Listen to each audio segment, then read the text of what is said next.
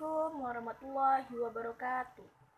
Perkenalkan, nama saya Wulan Haryati. Saya dari Prodi Tasawuf Psikoterapi semester 4 dengan NPM 1931 060080. Di sini saya akan memenuhi tugas akhir semester saya dengan mereview jurnal internasional dalam mata kuliah psikologi abnormal. Yuk. Pertama adalah judul jurnal, penulis, latar belakang, hasil, dan kesimpulan. Yang pertama ada judul jurnal, yaitu Hypnotherapy is Alternative Papers in Reducing Anxiety in the Elderly, yang artinya hipnoterapi sebagai pendekatan alternatif dalam mengurangi kecemasan pada lansia. Penulis yaitu Donna Fitri Anissa, Afdal Daharnis dan Soechi Izati Adlia. Latar belakang. Lansia merupakan tahap akhir dari siklus hidup manusia. Menurut Anissa dan Ifdil, bahwa lanjut usia merupakan tahap akhir perkembangan siklus hidup manusia yang merupakan proses alami yang dapat dihindari oleh setiap individu. Lansia merupakan kelanjutan dari masa dewasa. Lansia bukanlah penyakit.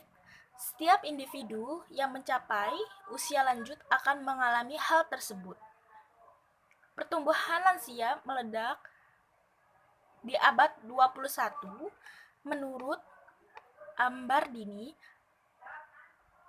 Pada tahun 2009 di Indonesia jumlah lansia mencapai 18 juta jiwa atau mencapai 7,8% dari jumlah penduduk. Banyaknya jumlah lansia menimbulkan berbagai permasalahan. Prawitasari mengungkapkan bahwa tahapan ini tidak sederhana. Menurut Andrea, lanjut usia adalah serangan penyakit seperti hipertensi dan mereka rentan terhadap terjadinya efek-efek samping dari obat-obatan. Masalah lain yang dialami oleh lansia adalah gangguan tidur atau medis yang menyertai kecemasan pada lansia. Seringkali terjadi tidak disadari.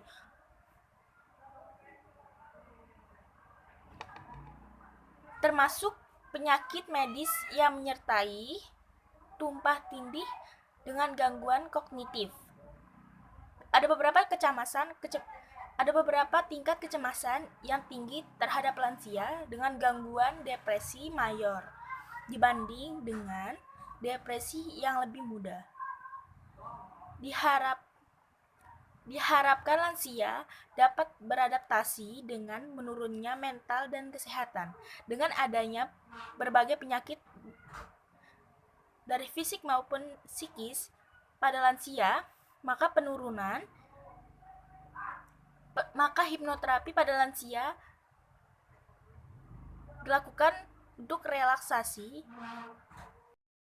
Hipnoterapi pertama kali dikemukakan oleh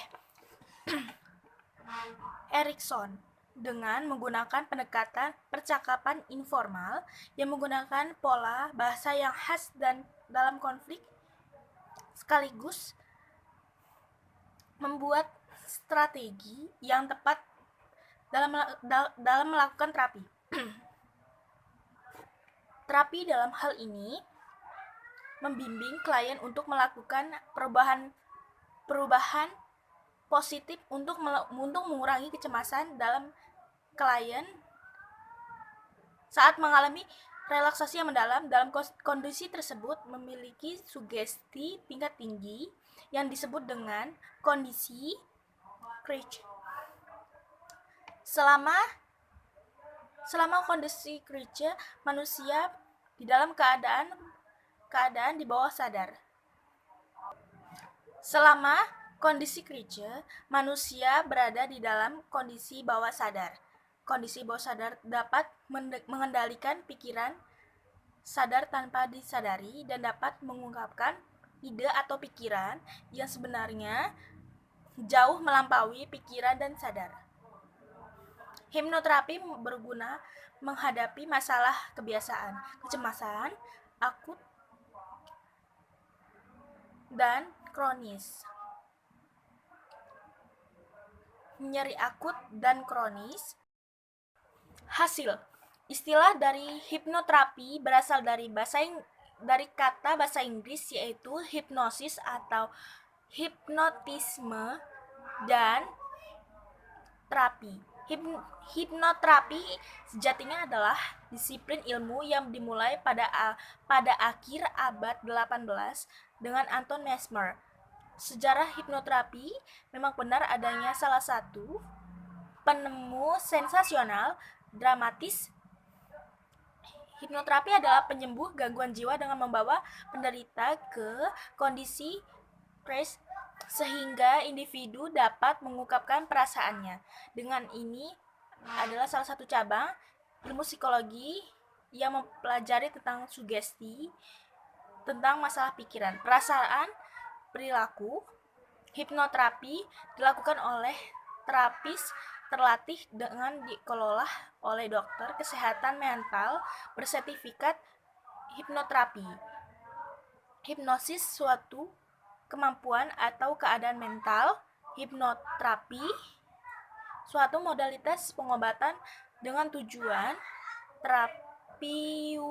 terapeutik tertentu dengan teknik tertentu dengan menggunakan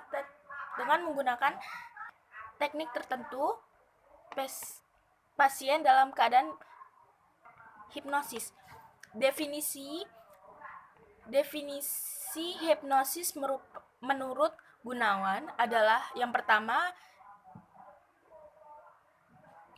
hipnosis adalah kondisi seseorang di mana perhatian menjadi terpusat menjadi tingkat sugestibilitas tinggi. Yang kedua, ada hipnosis adalah seni komunikasi yang mempengaruhi mengubah kesadaran seseorang dengan menurunkan gelombang otak. Lansia adalah seseorang yang telah mencapai umur 60 tahun ke atas. Ini adalah istilah terakhir untuk proses penuaan. Lansia adalah masa atau tahapan kehidupan manusia mulai dari masa bayi, masa kanak-kanak, remaja, dewasa, parubaya, hingga usia lanjut atau lansia. Menurut Padilla, pada tahun 2013 menjadi tua ditandai dengan kemerosotan biologis yang dilihat dari sebagai gejala kemunduran fisik seperti kulit mengendur, wajah keriput dan garis-garis permanen, rambut kepala memutih dan beruban, gigi goyang, penglihatan dan pendengaran berkurang, mudah lelah dan jatuh, gerakan menjadi lamban, dan kurang gesit. Kecemasan adalah perasaan individu yang berhubungan dengan perasaan tidak menyenangkan yang ditandai dengan gejala fisik, perilaku, dan kognitif. Kecemasan adalah rasa subjektif dan ketegangan, ketakutan, kegugupan, dan kekhawatiran yang terkait dengan kebangkitan sistem saraf otonom. Menurut teori psikoanalitik, determinan utama gangguan utama konflik internal dan motif tidak sadar. Kesimpulan, lansia bukanlah penyakit, tetapi merupakan masa pengunduran fisik dan psikis. Banyak perubahan masalah yang terjadi pada tahap ini, seperti penurunan daya penglihatan dan pendengaran, daya ingat dan suka lupa, dan seperti semakin sensitif perasaan dan selalu ingin diperhatikan dan disayangi oleh lingkungan dan oleh keluarga. Pada tahap ini, kecemasan, stres, dan depresi selalu terjadi. Untuk meminimalkan, hipnoterapi adalah cara yang dapat dilakukan untuk mengatasi penyebab atau akar masalah dan membuat